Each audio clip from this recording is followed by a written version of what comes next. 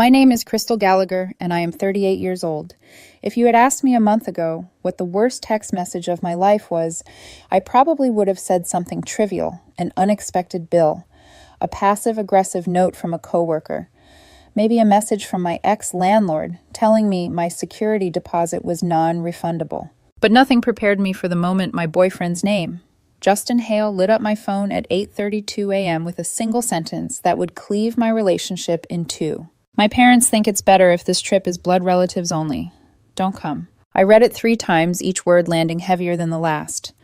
Blood relatives only. The vacation I paid for. The vacation I spent weeks planning. The vacation where I was supposed to join them in just a few hours. My stomach didn't drop, it hollowed out. But to understand why that message broke something inside me, you have to understand the months leading up to it and the years before that. Justin and I had been together for 8 years. Not married, though there had been talks, vague ones, orbiting around rings and timelines, and eventually. I loved him, or at least loved the version of him I thought I understood. Justin was calm and thoughtful, a man who could fix a leaking pipe, soothe a crying niece, and make the best lemon chicken in existence. But Justin came with a family that felt territorial. His mother, Linda Hale, was polite in public and cold in private. His father, Richard, had that military stillness that made every room feel tense. His older sister, Rebecca, was pleasant until she wasn't.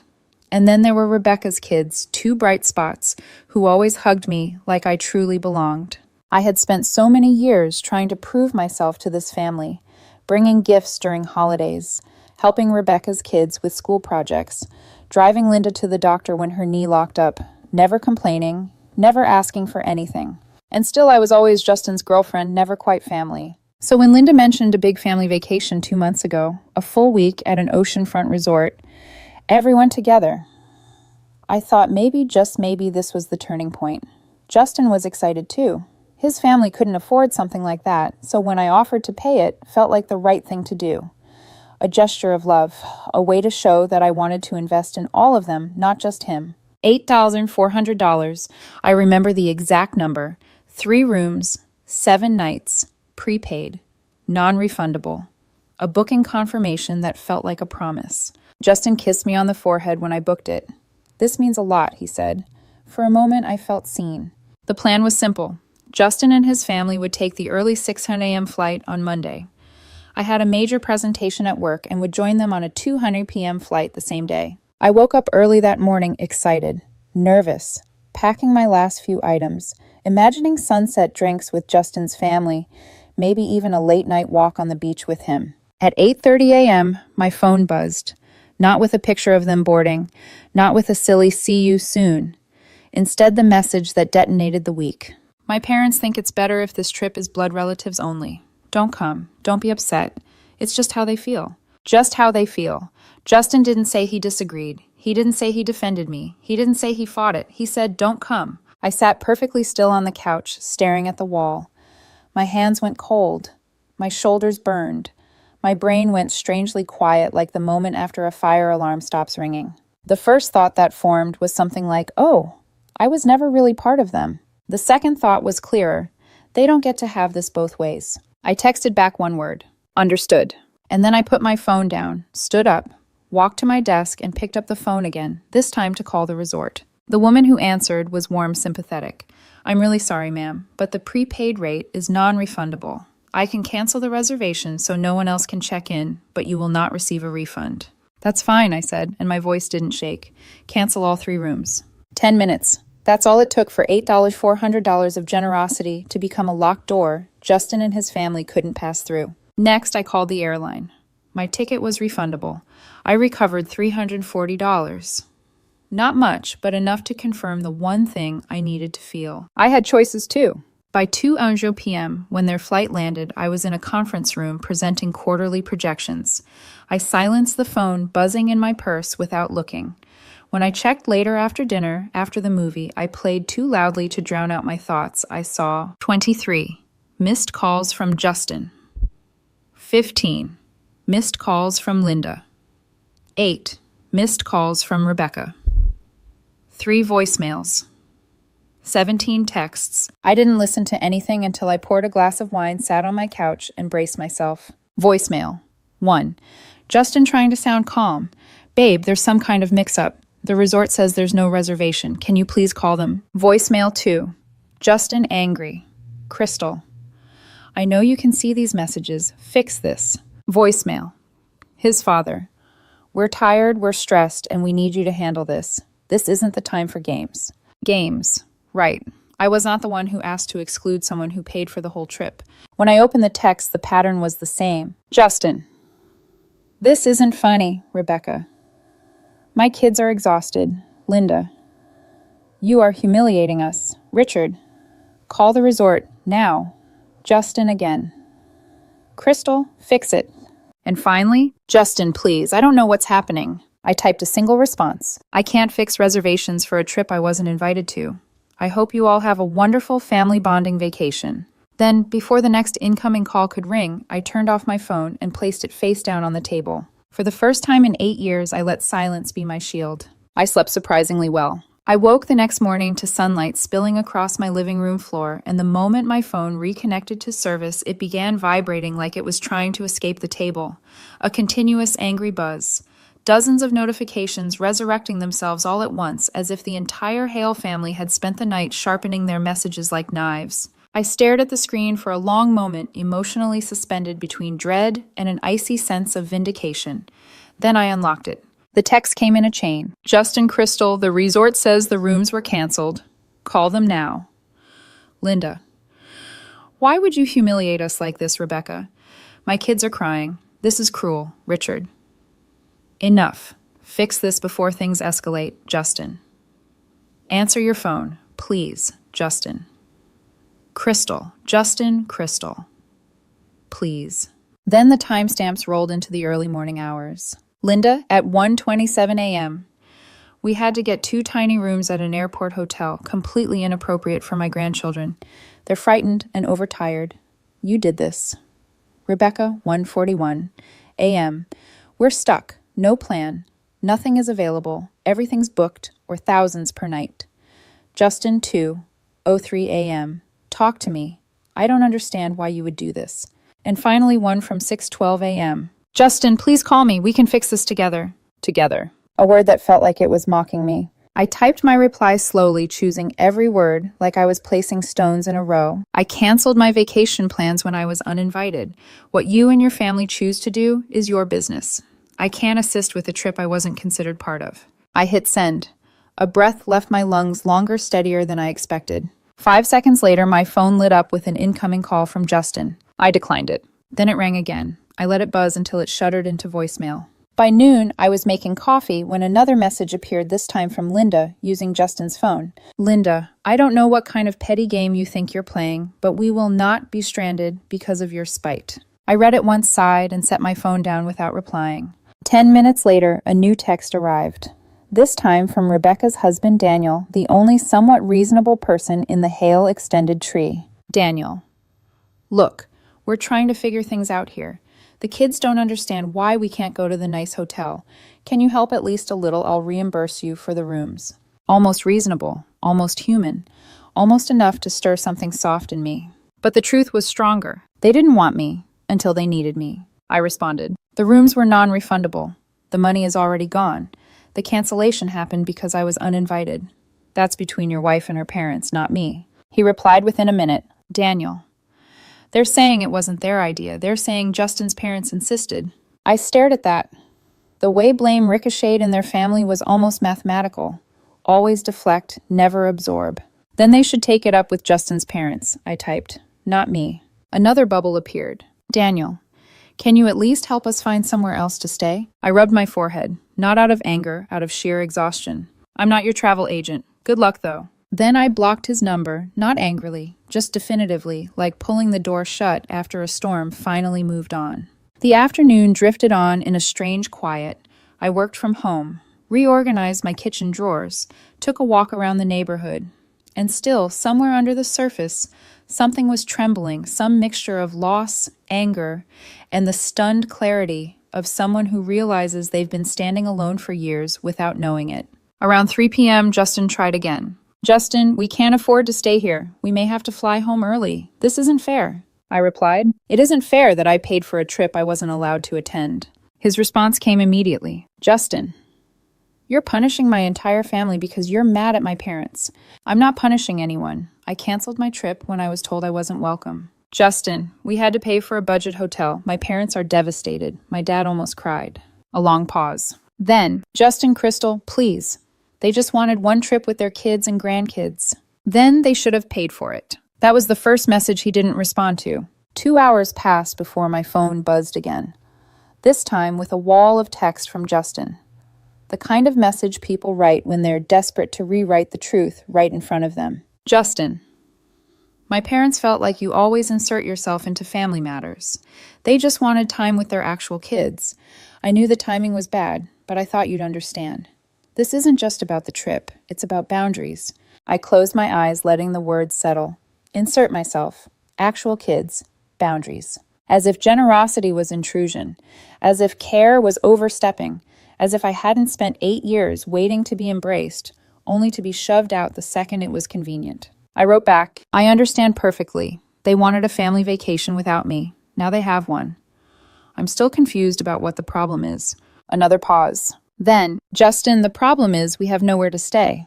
That sounds like something blood relatives should figure out together. After that silence.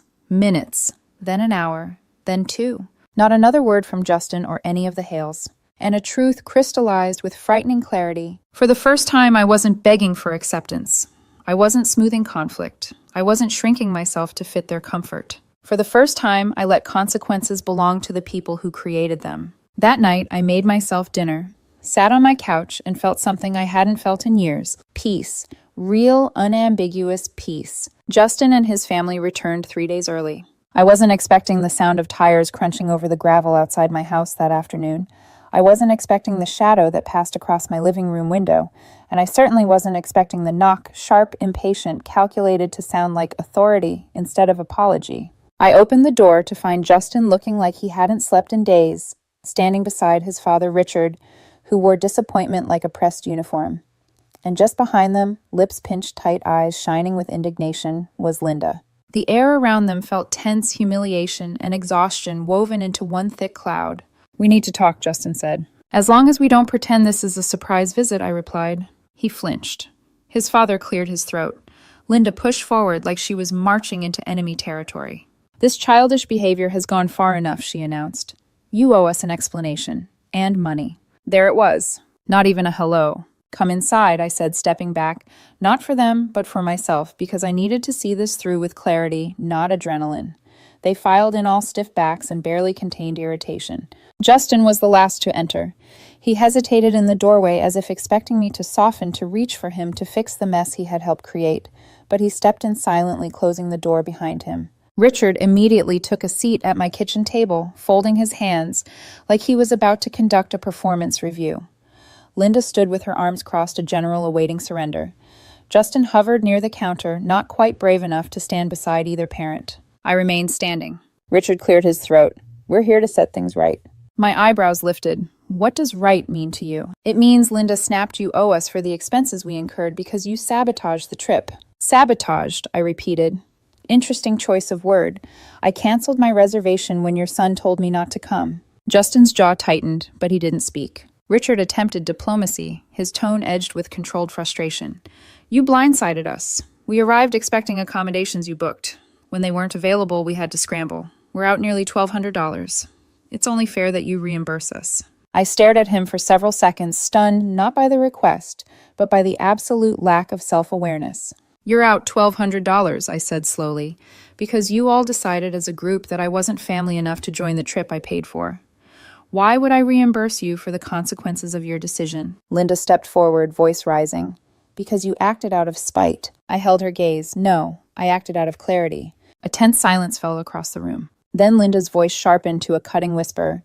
You could have ruined our grandchildren's vacation. I exhaled. I canceled the rooms because I was told I wasn't welcome. I didn't punish children. I stepped out of a situation after being told I didn't belong. You made everything worse, she hissed. You uninvited me. And you reacted like a petty, insecure girl. The words hit harder than the tone, not because they were true, but because of how confidently she said them, like she'd been saving the insult for years. I replied evenly, like someone who finally stopped accepting disrespect. Justin finally stepped in. Okay, enough, he said, rubbing his temples. Mom, please. Crystal, this is getting out of hand. Let's just talk calmly. I turned to him. Calm started when you texted me from the airport instead of standing up for me. That's not fair. Fair, I repeated. Fair would have been you saying, Crystal paid for this trip, she's coming. But you didn't. You agreed with them. His eyes flickered. Guilt? Shame? Or maybe just frustration that I wasn't smoothing everything over like I usually did. I didn't want to make a scene, he mumbled. You made a choice, I said quietly. Let's call it what it is. Linda jabbed a finger toward me. What about your choices? You acted maliciously. I canceled my trip, I snapped. That's all. Like hell, she exploded. You embarrassed us. My daughter had to call her kids into 2 tiny hotel rooms. Our whole vacation was ruined. And you sit here pretending you're the victim. I held her glare. Yes, I am the victim. I was uninvited from something I paid for. That makes me the victim. Richard's chair scraped back. Enough of this circular nonsense. We're asking for reimbursement. It's the right thing to do. No, I said simply. Linda's voice rose another octave. You selfish little... Linda, I held up a hand. Don't finish that sentence. She did anyway. You're a spiteful small woman. My son should have chosen someone with class. The slap came so fast I almost didn't register it. A crack across my left cheek, a burst of white in my vision. The world paused. For a heartbeat, nobody moved. Justin's mouth fell open. Rebecca, standing near the doorway with her arms full of luggage, sucked in a breath. Richard blinked slowly, as if processing whether this was a problem or an inconvenience. Linda stared at me, chest heaving, as if she expected me to crumble. Instead, I stood up straighter. Get out, I said. Richard lifted a hand. Crystal, I pointed to the door, voice low and steady. Get out. All of you. Now. Or I will call the police. Justin stepped forward, horrified. Crystal, wait. Your mother hit me, I said. In my home. Linda scoffed. You provoked me. I don't care what story you tell yourself, I said. You're leaving. All of you. Justin hesitated, eyes darting between me and his family. Waiting, I suppose, for the moment I'd cave. The moment I'd soften. The moment I'd say, let's talk about this. But that moment never came. He swallowed. His voice was barely a whisper. Crystal, please. I stepped back away from him. Leave, I repeated. With your family. Linda stormed out first. Richard followed. Rebecca hurried after them, avoiding my eyes. Justin lingered in the doorway, staring at me like there was still something left to salvage. There wasn't. He waited one more second. I didn't stop him. He walked out. I closed the door behind them, locked it, and exhaled, for the first time in 8 years, without feeling like I owed anyone anything. The house felt cavernous after they left, quiet in a way that pressed against my ribs. Not peaceful, not yet. Just empty. A vibrating emptiness, like the air itself was replaying the confrontation on loop. Linda's slap, Justin's hesitation, Richard's entitlement, the sound of the front door clicking shut behind them. I stood in the kitchen for a long moment, one hand on the counter, grounding myself. The cheek she slapped throbbed. My chest felt tight. My thoughts were too sharp. I wasn't crying. I wasn't shaking. I was stunned. Stunned to realize this wasn't a single moment, it was the culmination of years. Years of me trying to earn respect from people who never planned to give it. Years of Justin asking me to be patient, to understand his parents, to pick my battles while never once picking me. And now I finally saw the whole picture. That night, Justin didn't call. Not once. I thought maybe the silence would ease something inside me, but it only sharpened the truth. He was with them. He chose them. Again. The next morning, while drinking my coffee, I realized something else, the kind of realization that hits like cold water. I needed a lawyer. Not because I wanted a war, but because I finally understood the stakes. Justin and I weren't just in a relationship. We had intertwined finances, shared responsibilities, a house we both technically owned, policies with both our names. 8 years of entanglements that didn't vanish just because the relationship fell apart in one text thread and one slap. So I called a family law firm. The attorney's office smelled like lemon polish and thick paper serious smells, the kind that make you sit straighter. I told the receptionist my name, waited 10 minutes, then was ushered into a glass-walled room where a neatly dressed attorney shook my hand. Crystal Gallagher, she confirmed, glancing at her notes. Tell me what's going on. I told her everything. Everything from the text at 8:32 a.m. to the slap in my kitchen, to Justin's silence, to his family's demand for reimbursement, to the way the emotional fracture felt permanent now. She listened with a stillness that felt safe, professional, not pitying. When I finished, she folded her hands. First, she said, "I'm sorry you experienced that. Second, you're right to come here. If you and your boyfriend separate formally, you'll both need legal clarity, especially with property involved." "Even though we're not married?" I asked. She nodded. "Cohabitation laws vary, but in our state, long-term partners can still have significant financial claims. Your house, if purchased together, is jointly owned, even if you paid the majority of the down payment." A cold knot formed in my stomach. "So what happens?" I asked. "That depends on whether this ends amicably or contentiously. If he pushes for a buyout or claims emotional damages over the canceled trip, you could be looking at a substantial payout." I blinked. Emotional damages. For canceling a vacation I paid for. She sighed lightly. "People sue for far less. And his mother's behavior, based on what you've said, suggests she will escalate before she concedes." I thought about Linda's face twisted with outrage. I thought about her voice cracking with indignation. I thought about the slap. "She'll escalate," I said quietly. "Absolutely. Then you need to be prepared," the attorney replied. "Gather records, messages, receipts, everything. Document the slap too. Even if you don't press charges, you may need a record of hostile behavior." I felt my breath catch. This wasn't a breakup. This was an unraveling. When I left the office, I sat in my car for 10 full minutes, gripping the steering wheel.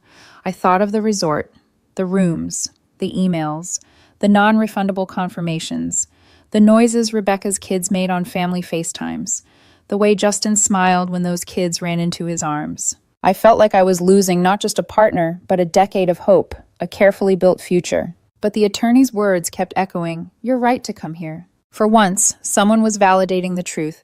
I kept trying to deny I had been carrying this relationship alone. That evening, my phone finally rang. "Justin." I stared at the screen, let it ring once, twice, 3 times. Then I answered. His voice was hoarse. "Crystal, we need to talk." About what? My voice was flat. He exhaled shakily. "My parents hired a lawyer." There it was, the escalation. I closed my eyes, already exhausted. For what exactly? "They're saying you caused emotional distress, that you intentionally sabotaged the trip out of revenge." A bitter laugh escaped me before I could stop it. "Is that what they're going with?" "It's serious," he said. "My mother is claiming she had to start therapy because of what you did." "Oh, that's rich," I said, considering she slapped me in my own kitchen. He stopped himself. She was emotional. "So was I said coldly. "Yet I didn't hit anyone." He went quiet. "Then, Crystal, this is spiraling. Can we please talk like adults?" Adults communicate before excluding their partner from a vacation they paid for. He flinched audibly at the reminder. I made a mistake. "No," I corrected. "You made a choice." Silence stretched between us like a canyon. Finally, he said, "I miss you." It should have softened me. A part of me wanted it to, but instead it felt like too little arriving far too late.